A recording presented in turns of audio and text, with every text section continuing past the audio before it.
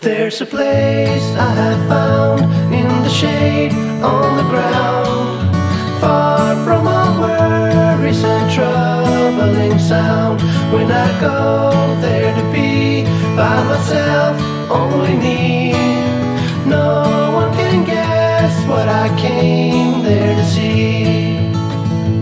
There's a sun in the sky, there's a cloud drifting by, all kinds of birds make you wish you could fly. And in the distance I see someone waving at me. I hope that it's you, but who else could it be? I guess it would be nice to belong in your arms. I hope you feel the same way too. Na na na na na na na na na na na na na na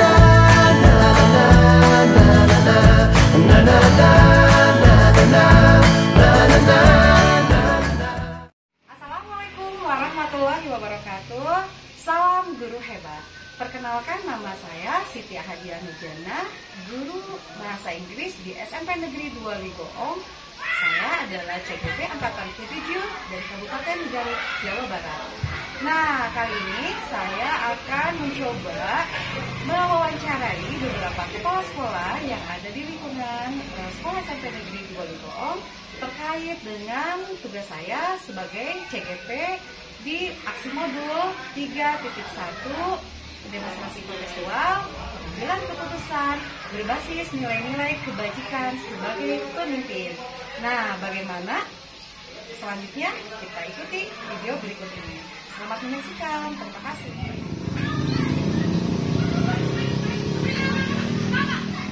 Ini Bapak gimana kabarnya, sehat? Alhamdulillah biasa kan bisa puasa.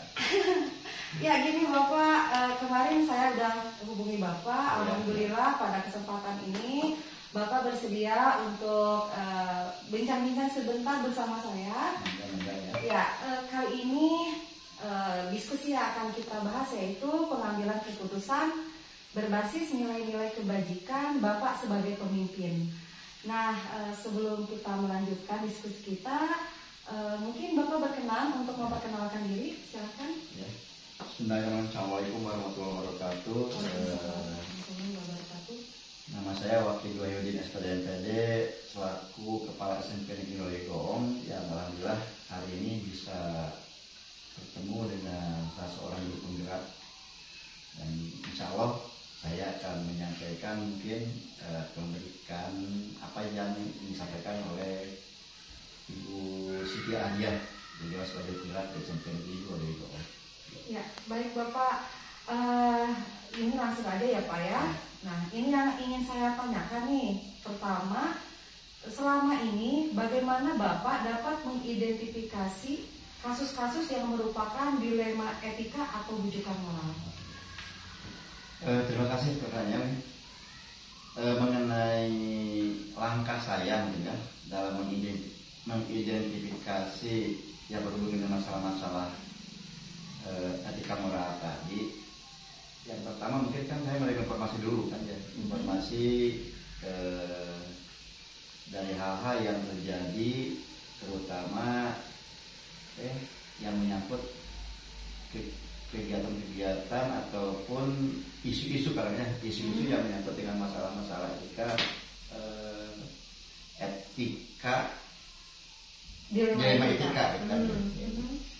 Yang pertama saya ingin mengidentifikasi dulu kan, lalu setelah itu baru saya melakukan sebuah keputusan kan, yaitu kan dengan melakukan beberapa pertimbangan karena memang hal ini memang sebuah hal yang betul-betul udah dikatakan dilema bagi saya sebagai pemimpin sini kan gitu. Di satu sisi kan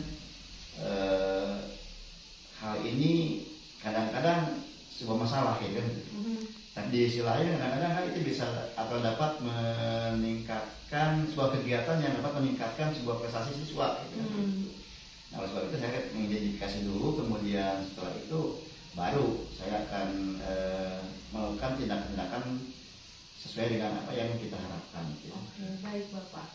Baik Bapak, pertanyaan kedua Bapak, selama ini bagaimana Bapak menjalankan pengambilan keputusan di sekolah Bapak, terutama untuk kasus-kasus di mana ada dua kepentingan yang sama-sama benar atau sama-sama mengandung nilai kebajikan? Oh iya. Langkah-langkah kan yang memang harus saya lakukan, yang pertama kan jelas harus, ini kan tidak bisa melibatkan saya sendiri kan sebagai pimpinan, tetapi kan saya harus mendapatkan masukan-masukan dari yang lainnya kan, stakeholder yang ada di satu pendidikan ini, sehingga nanti saya kan tidak salah menunjukkan sebuah sikap gitu kan, karena ini kan dilema etika ini merupakan sebuah hal yang ini pasti terjadi oleh semua juga gitu, karena kedua-duanya kan sangat bisa dikatakan sangat menguntungkan. Hanya mungkin dalam hal tindakan yang nanti saya sampaikan nanti kan atau berikan kepada kejadian tersebut, ini kan jelas saya akan menerima dulu masukan dari yang lainnya kan, oleh yang ada di sekolah ini terutama itu, yang terutama para PKS ataupun hal yang lainnya itu. Oke, baik. Langkah-langkah atau prosedur seperti apa yang biasa Bapak lakukan selama ini? Langkah-langkah saya yang lakukan untuk melakukan hal ini, pertama kan mengidentifikasi dulu kan ya, mengidentifikasi dulu masalah memang terjadi saat ini. Yang kedua, mengumpulkan data-data yang memang betul atau tidaknya, karena memang kan kita harus punya data yang lebih akurat itu kan memang. Kemudian yang ketiga, mengembangkan gitu kan, mengembangkan isu tersebut. Nah, sehingga saya kan bisa membuat sebuah keputusan yang betul-betul pas gitu kan gitu. Karena kalau salah ini kan bisa terjadi hal yang kadang-kadang masalah besar gitu kan gitu. Kemudian ketiga, setelah memang sudah teridentifikasi, kemudian saya sudah ketahui, nah baru saya nanti kan konsultasi dengan yang lainnya gitu kan. Bagaimana pemecahan menerima masukan yang lainnya untuk memecahkan masalah ini gitu. Setelah itu kalau saya sudah punya masukan yang lainnya, nah baru saya kan bisa membuat sebuah keputusan berdasarkan tadi kan hasil analisis dari semua orang yang stakeholder yang bisa memberikan jawaban-jawaban atau yang memang bisa dikatakan menguntungkan bagi saya dalam sebuah keputusan itu. Oke. Nah nih Bapak nih, hal-hal apa saja yang selama ini Bapak anggap efektif dalam pengambilan keputusan pada kasus-kasus dilema etika? Oh iya. Hal-hal yang menyebut dengan tadi, memang yang sangat menguntungkan itu kan ini kan lebih kepada bermusyawarah dulu kan, musyawarah untuk sebuah mufakat. Nah, jadi kita bermusyawarah dulu, kemudian hasil musyawarah kita analisis betul-betul dan diidentifikasi sehingga kita bisa melihat sebuah kesimpulan yang terjadi dengan hal itu. Jadi pada intinya harus musyawarah dulu dengan semua stakeholder yang ada di sekolah Bapak ya gitu ya. Baik Bapak, selanjutnya hal-hal apa saja yang selama ini merupakan tantangan dalam pengambilan keputusan pada kasus-kasus dilema etika ini? Tantangan yang Bapak hadapi seperti apa? Ya ini masa tantangan tadi kan jelas, yang namanya tantangan ini kan lebih kepada kadang-kadang hambatan yang akan sering terjadi yang memang saya alami itu kan ya itu. Yang pertama mungkin tadi di satu sisi memang itu kan kegiatan bagus kan gitu. Di sisi lain tapi kan kadang-kadang menjadi sebuah hal yang gejolak yang terjadi di sekolah kadang-kadang ya. Jadi dilema bagi saya kadang-kadang. Tapi pada prinsipnya kan tetap bahwa tantangan yang akan terjadi tadi ya, dengan memperhatikan berbagai macam tadi. Kadang-kadang saya kan bagaimana nih orang ini kan ternyata kalau kita tidak dianggap dia itu kan lebih berkompeten. Tapi kadang-kadang kan di sisi ini kan bisa menimbulkan masalah-masalah dengan yang lainnya gitu. Maka itu hambatan terjadi kadang-kadang. Jadi dilematis yang akan terjadi pada diri saya. Tapi setelah kalau saya sebagai pemimpin ya mau tidak mau menentukan sikap tersendiri dengan hal tadi. Baik. Nah Bapak, pertanyaan selanjutnya, apakah Bapak memiliki sebuah tata kala atau jadwal tertentu dalam sebuah penyelesaian kasus dilema etika? Apakah Bapak langsung menyelesaikan di tempat atau memiliki sebuah jadwal yang sudah disesuaikan, bentuk atau prosedur seperti apa yang Bapak jalankan? Oh, iya. Sebenarnya gini kan, yang namanya kasus dilema etika kan tidak terjadwal sebenarnya. Karena memang kadang-kadang tiba-tiba yang terjadi. Karena memang yang disebut dengan etika itu kan dilema etika itu kan kadang-kadang kan ketika ada seorang guru yang membuat sebuah kebijakan tanpa sepengetahuan saya sebagai pimpinan itu kan gitu. Jadi memang tidak ada jarak tertentu itu kan.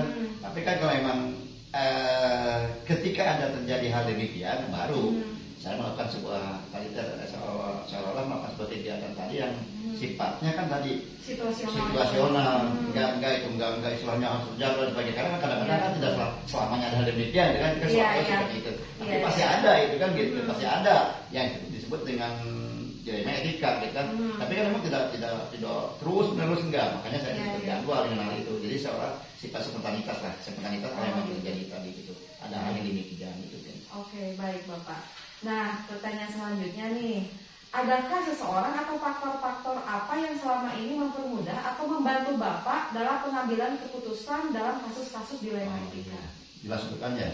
Di awal saya sampaikan tadi kan bahwa memang yang menjadi faktor pendukung ya, atau ya faktor pendukung saya menentukan sebuah kebijakan tadi stakeholder yang ada di satu pendidikan tadi, dari peserta atau mungkin di sini para PKS yang lainnya ini kan, maka saya kan sekarang minta saran bagaimana ini menentukan hal ini gitu kan. Takut saya kan membuat sebuah kebijakan yang salah, karena ini kan yang namanya dilema etika kan tadilah di satu sisi menguntungkan, jadi saya kadang-kadang seolah-olah kan bisa memberikan kebijakan yang lainnya gitu ya. Memang tidak ada, atau istilahnya banyak orang-orang yang saya dipinta masukannya itu kan ya, kita ingin menentukan sebuah kebijakan tadi. Iya, betul. Nah nih Bapak, pertanyaan terakhir nih, dari semua hal yang telah Bapak sampaikan, pembelajaran apa yang dapat Bapak petik dari pengalaman Bapak mengambil keputusan dilema etika? Ya, yang pertama tadi kan saya menyampaikan adanya mengidentifikasi dulu pertama ya. Yang kedua ada sebuah keterbukaan lah. Memang supaya perlu ada sebuah keterbukaan dengan sifat yang lainnya gitu kan gitu. Jangan tertutup gitu kan gitu. Insya Allah kalau memang ada sebuah keterbukaan, apapun masalah yang terjadi bisa diselesaikan dengan baik gitu. Jadi ada keterbukaan, kerjasama dengan lainnya. Kita kan tidak bisa meskipun kita sebagai pimpinan kan tidak bisa seolah kita tingkat kerja kita lebih diutamakan dalam hal ini, karena memang ini kan yang namanya dilema etika ini kan saya sampaikan berulang-ulang ini kan pertama kan bisa menguntungkan gitu kan gitu. Tapi kan dalam menguntungkan inilah sistem secara yang kadang-kadang bisa memberikan yang lainnya gitu. Memang yang tadi disampaikan oleh Ibu tadi tentang masalah tentang masalah yang menyangkut dengan masalah pengambilan keputusan, jelas ini kan perlunya ada sebuah keterbukaan kan ya, keterbukaan, kemudian kerjasama dan bahkan pendekatan-pendekatan yang lebih bersifat nurani lah, ya supaya tadi kita bisa menyelesaikan apa yang disebut dengan dilema etika tadi. Itu mungkin saya sampaikan. Terima kasih Bapak atas kesempatan yang sudah diberikan. Mudah-mudahan saya bisa belajar banyak nih dari Bapak gitu. Dengan diskusi yang saya barusan ini, saya sudah bisa mengambil keputusan, bisa mengambil hikmahnya. Dan terima kasih Bapak atas waktunya. Semoga Bapak sehat selalu. Pengalaman kan sebuah pengalaman yang memang mungkin pernah saya lakukan juga gitu. Dan mohon maaf kalau menjawabnya kurang, mungkin ada kurang-kurang. Oke, terima kasih Bapak.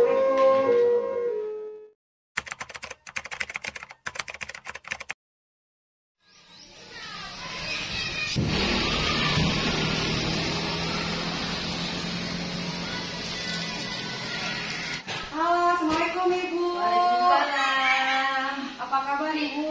Baik-baik saja Bu. Ibu semalam saya udah menghubungi Ibu.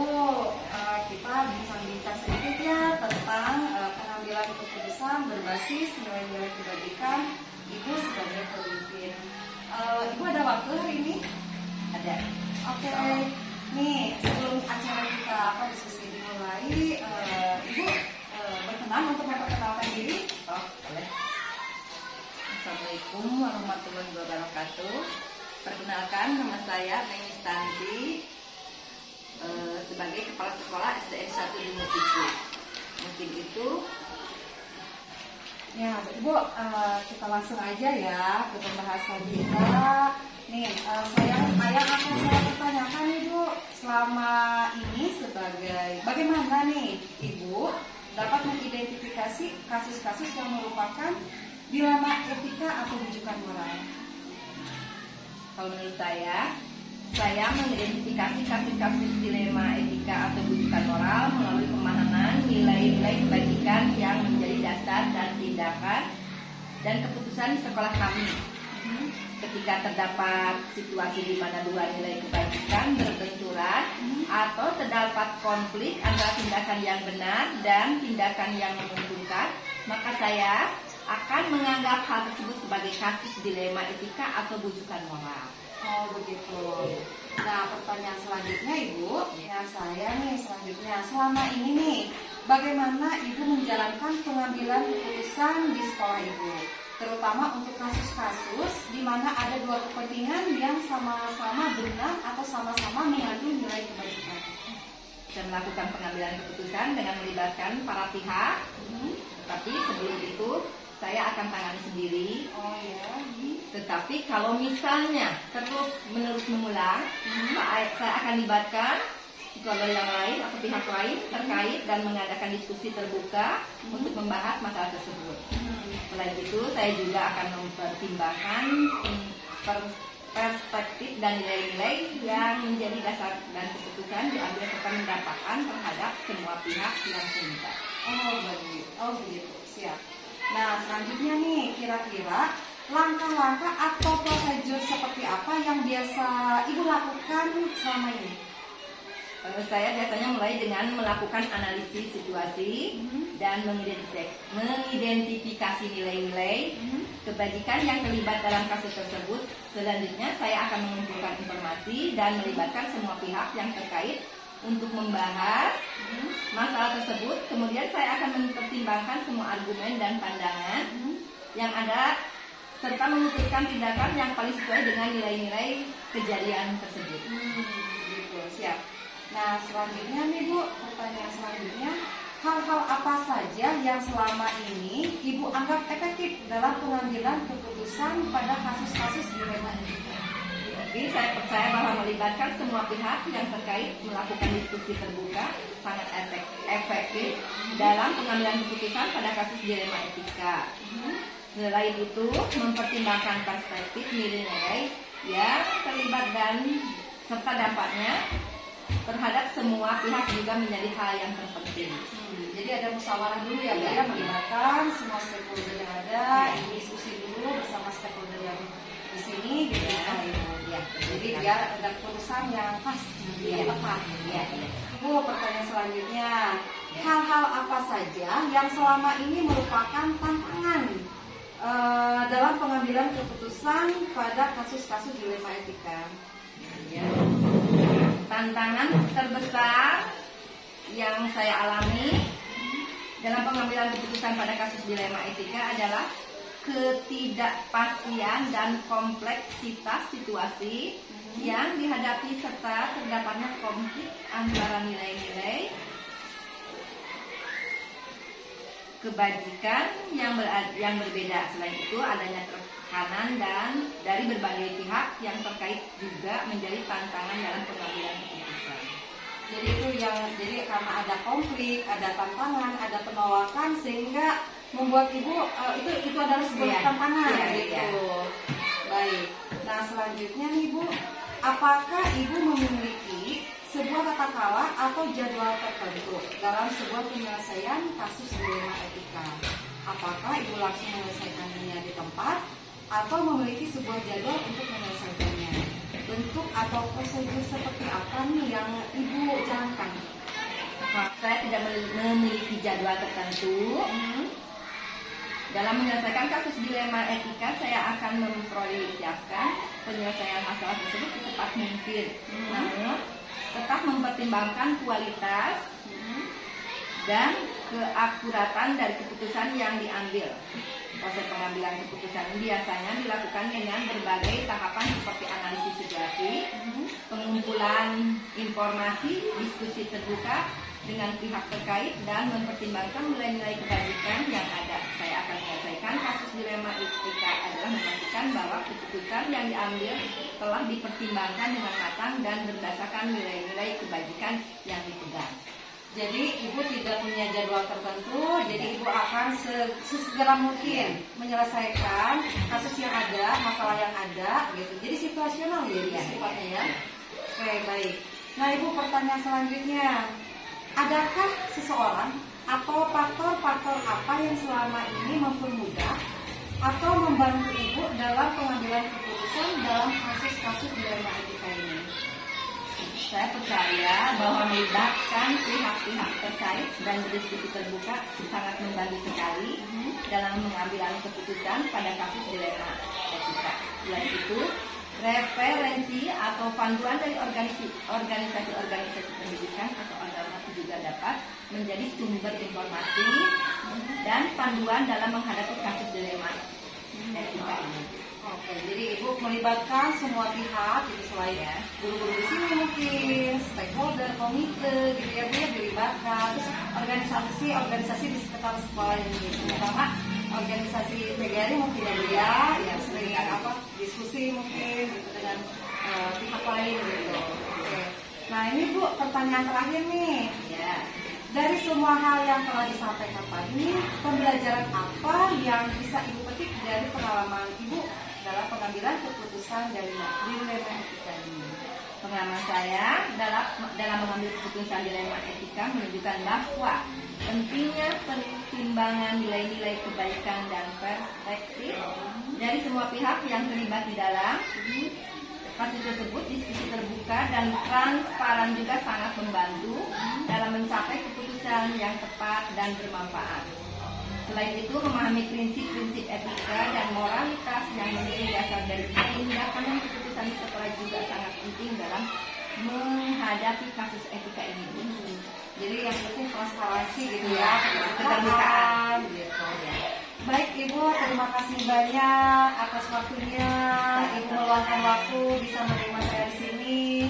Semoga Ibu sehat selalu. Amin. Dan ya, terima kasih Ibu. Assalamualaikum. Waalaikumsalam. Assalamualaikum Ibu. Waalaikumsalam. Ibu gimana kabarnya?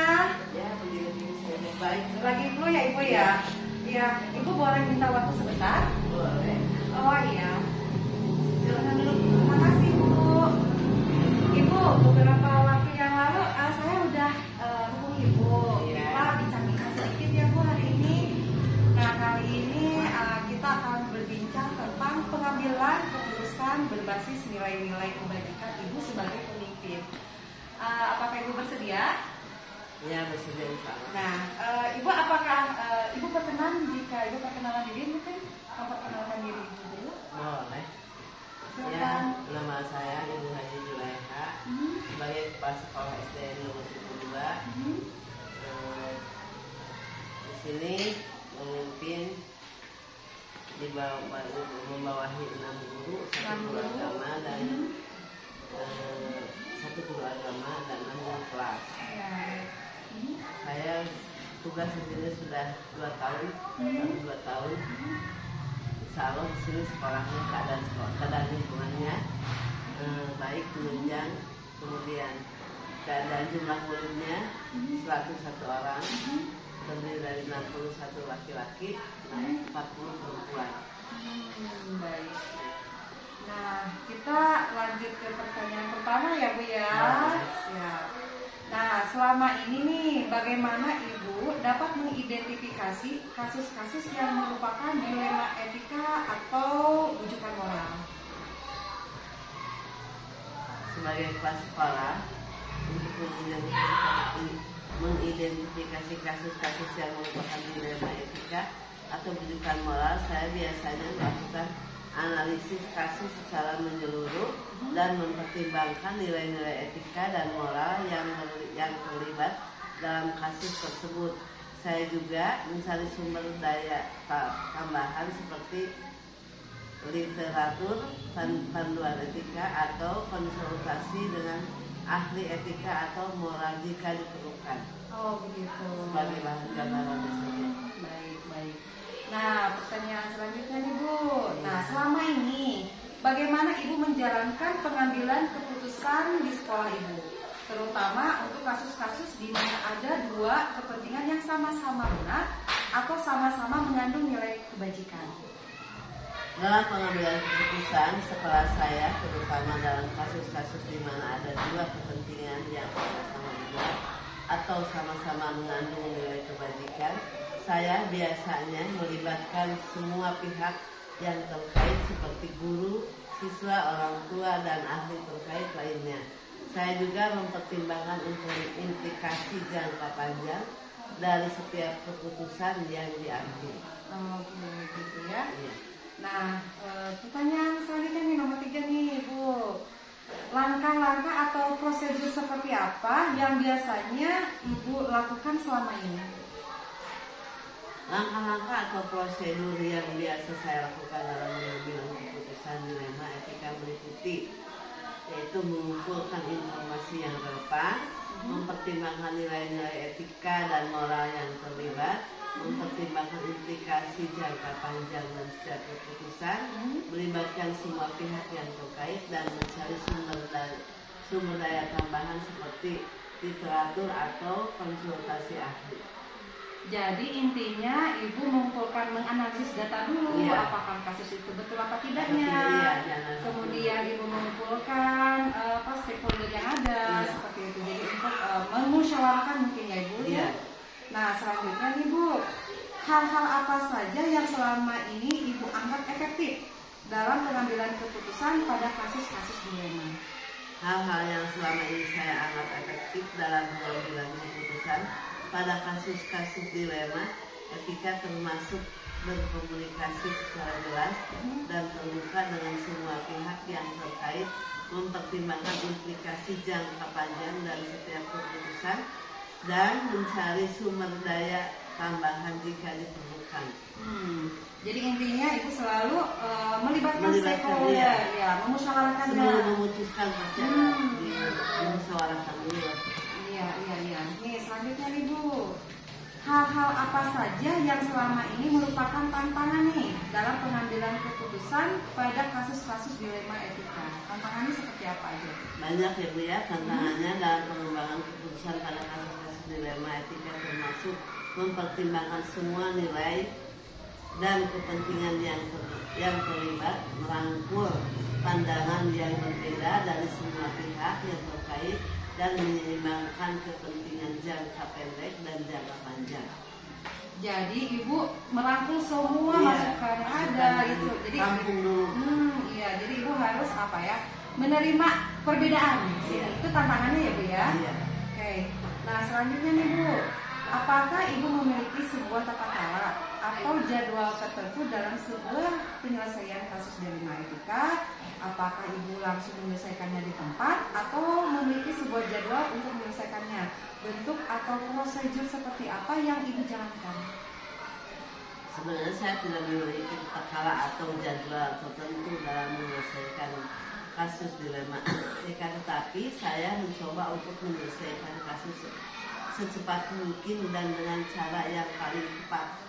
Jadi Ibu setiap ada kasus, jadi Ibu tidak menunggu-nunggu lagi, Tidak. tapi tetap akan Langsung menyelesaikannya langsung. menyelesaikan. Jadi situasional ya Bu ya. Iya. Nah, oke. Adakah seseorang nih atau faktor-faktor apa yang selama ini mempermudah atau membantu Ibu dalam pengambilan keputusan dalam kasus-kasus dilema etika? Adakah Ibu seseorang atau faktor-faktor lain? Ada ya, pasti ada.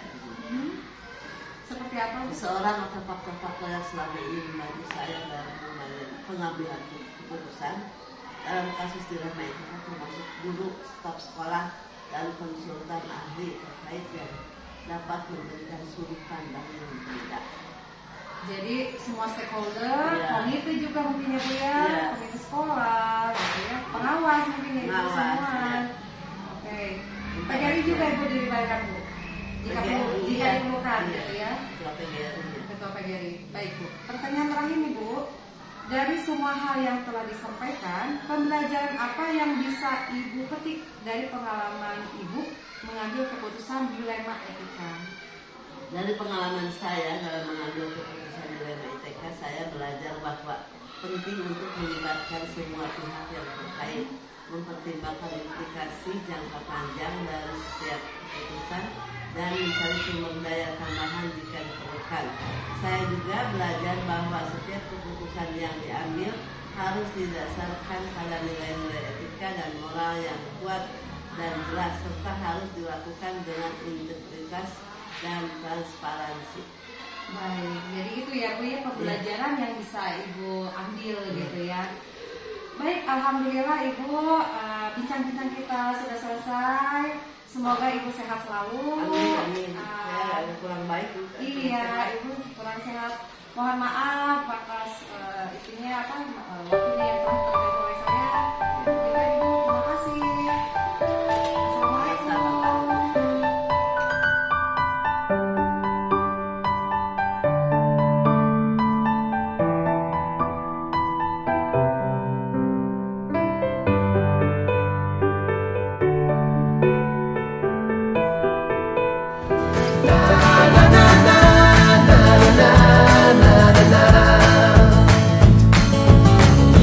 I guess it would be nice to belong in your arms. I hope you feel the same way too. There's a place I have found in the shade on the ground, far from all worries and troubling sound. When I go there to be by myself, only me, no one can guess what I came there to see.